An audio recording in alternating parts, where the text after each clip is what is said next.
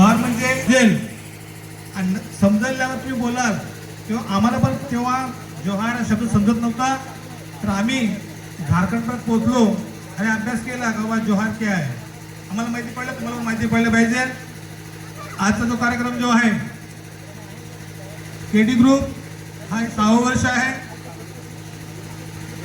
आणि इथे सुधीरदादा भोईर, संतोष गुहे आणि नारिवलीच्या परिसरातील किंवा वजनाच्या परिसरात असलेले म्हणजे कुटुंबीय आणि आता त्यांना मी मुलांना प्रमाणपत्र पण दिलं की काही गुहे होती, लहान लहान गुहे होती, मोठे गुहे होतील तर मोठे कसे होणार ह्या पण विचार करतो. तुम्हाला आज जे प्रमाणपत्र भेटलं जे विविध स्पर्धा होत्या शाळेमध्ये, त्या शाळेत तुम्हाला स्पर्धामध्ये जे बक्षीस भेटलं ते खूप मोठं आहे.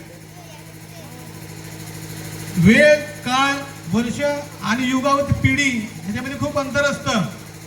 आमच्या वेळेस आम्ही घाबरायचो म्हणून या स्पर्धेमधले जे चित्रकला स्पर्धा आहे, वक्तृत्व स्पर्धा आहे, विविध स्पर्धा आहेत, प्रश्नमंजुषा स्पर्धा आहेत, याचं एक प्रकारचे शिक्षणच हे आपल्या गावामध्ये दिलं जातं. खडकीत या गावामध्ये दिलं जातं. ही खूप मोठी गोष्ट आहे. दोन्ही दरम्यान 3 दिवस मी जाऊ एका भैयाच्या वस्तीमध्ये राहिलो. पहिले त्याने विचारलं का तुम्ही कोण आहात. ते बोललो दिवाळी आम्ही करते. दिवाळी आम्ही पण करतोय. मग त्यांच्या गावाला विचारलं की तुम्ही युपी मध्ये दिवाळी होते का.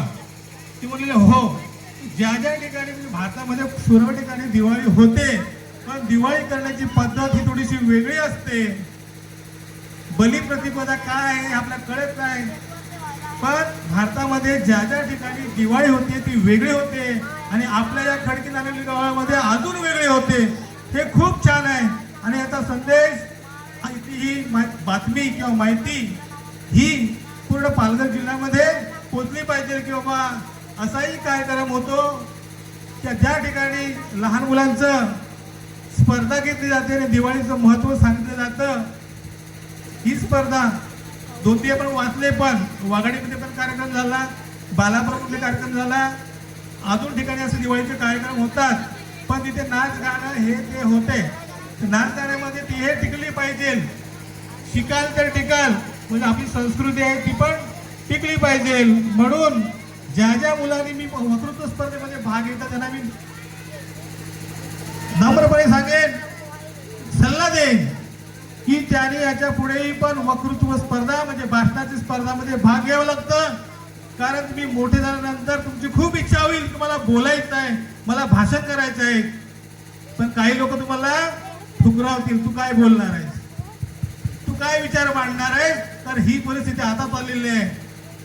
ही परिस्थिती आता चाललेली आहे आणि तुम्ही जेव्हा मोठे व्हाल किंवा नेतृत्व करायला बघाल किंवा वक्तृत्व भाषण तुम्ही देऊ बघाल, तुमचे विचार प्रकट करू बघाल, तर तुम्हाला डावळलं जाईल, तुम्हाला बाजूला केलं जाईल. म्हणून बाजूला करू नये म्हणून आपलं अस्तित्व किंवा आपली ताकद किंवा वक्तृत्व आम्ही शब्द स्पर्धा आहे, शब्द आहेत, हे तुम्ही आतापासून तयार करा. कारण युवा पिढी आहे तुम्ही, पुढची भावी पिढी तुम्हीच आहात. आम्ही 50च्या वर गेलो म्हणजे अर्धी लाकडे गेली स्मशानात गुंजरीत, पण आमचे पण विचार काहीतरी असतील. हे विचार तुम्ही एकाने तरी घेतले, 5 जण तरी घेतले किंवा 10 जणांनी घेतले का बाबा असे जे शब्द मी अशा ठिकाणी ऐकले होते आणि ते मला आठवतात. हे आठवलेल्याच म्हणतात तर साठवलं. जे जे शब्द तुम्ही जे बोललं किंवा जे मार्गदर्शन तुम्हाला आठवतं हेच तुम्हाला साठवतं. नाही तर ऐकून गेलो काय केलं आपल्याला काही समजणार नाही. आपले जे असतात खूप आहेत आपल्यामध्ये, प्रत्येक क्षेत्रामध्ये आपला माणूस आहे. त्या माणसाला वेळ आहे की काय काय माहिती आहे. पण मला या ठिकाणी कार्यक्रम असल्यावर सुधीर दादा आमंत्रण देतात आणि संतोष दादा आमंत्रण देतो आणि मला यावंसं वाटतं. मी मग कोणत्याही परिस्थिती असलो तरी मी इथे येण्याचा प्रयत्न करतो आणि माझे जे काही बांधव आहेत, तुम्ही सर्व आपले बांधवच आहात. आता भोईर दादा हे मुंबईहून आलेले आहेत, त्याने पण वाटलं इथे यावं, गेलोच पण आलेले जाता तुम्ही. असं वाटलं पाहिजे की माझा समाज आहे, माझी माणसं आहेत, मी तिथे गेलो पाहिजे. असं जेव्हा तुम्हाला मनाला वाटेल तेव्हा तुम्ही तिथे पोहोचणार. जाणून बुजून तुम्हाला कोणी तिथे पोहोचवणार नाही. म्हणून आपण स्वतः आपला समाज, आपलं घर परिवार, आपलं कुटुंब आपलं नातेवाईक किंवा नातगोत इथे आपण जात राहावं. तिथे आपण जात राहिल्याने आपल्याला तिथली माहिती भेटते की आपलं कोण आहे, काय असं आहे. जास्त बोलू तर राग करू नका, कारण पुढच्या वर्षी मी असेन किंवा नसेन. आज बोलून घेतो, राग करू नका छोटे बच्चो.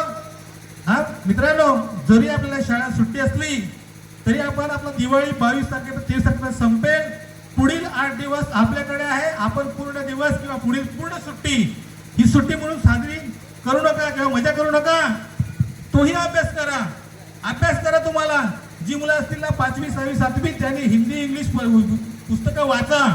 पुढचा पोर्शन बाकी आहे तुमचा, आणि त्या पोर्शनचा बाकी असलेल्या तिसऱ्या परीक्षेचा जो तुम्हाला अभ्यास असेल त्या अभ्यासातला इंग्लिशचा शब्द आणला लिहून काढा, हिंदीचा शब्द लिहिला वाचला तुम्ही लिहून काढा, विज्ञानचा पण लिहून काढा, आणि नंतर जाऊन तुमच्या शिक्षकाने विचारा, सर मी दिवाळीचा अशा प्रकारे अभ्यास केला आहे, तर मला हे जे मला अडलेले शब्द आहेत मग ते कोणत्याही विषयाचे असो, अशाच प्रकारे तुम्ही अभ्यास करा.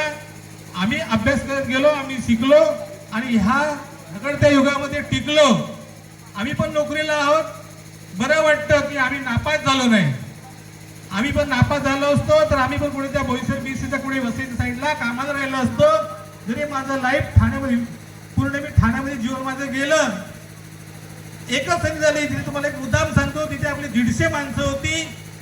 150 माणसापैकी ती पोरं होती 150 घरातली. त्याचा फक्त मी एकच शिकलो, कारण मी चांगल्या लोकांच्या संगतीत राहिलो. तो आपली लोक होती, दुसरी लोक होती, भरपूर लोक होती, त्यांच्या संबंधीमध्ये राहिलो आणि घडलो आणि इथपर्यंत आलो. आणि आज शिक्षक आहे म्हणून आम्ही तर आयुष्यात असा विचार पण केला नव्हता की आम्हाला एवढा पगार भेटेल. पण हा जो पगार जो आहे शिक्षण घेतल्यामुळे भेटतोय. म्हणून तुम्हाला पुन्हा एकदा छोट्या मुलांना जे आज लोक आहेत, तुम्ही मला पुढील पण 10 वर्षामध्ये मी तर राहिलो तुम्हाला नक्की भेटेल, 5 वर्ष राहिलो तर नक्की भेटेल. एवढे बोलून थांबतो. जोहार, जिंदाबाद, जय देव.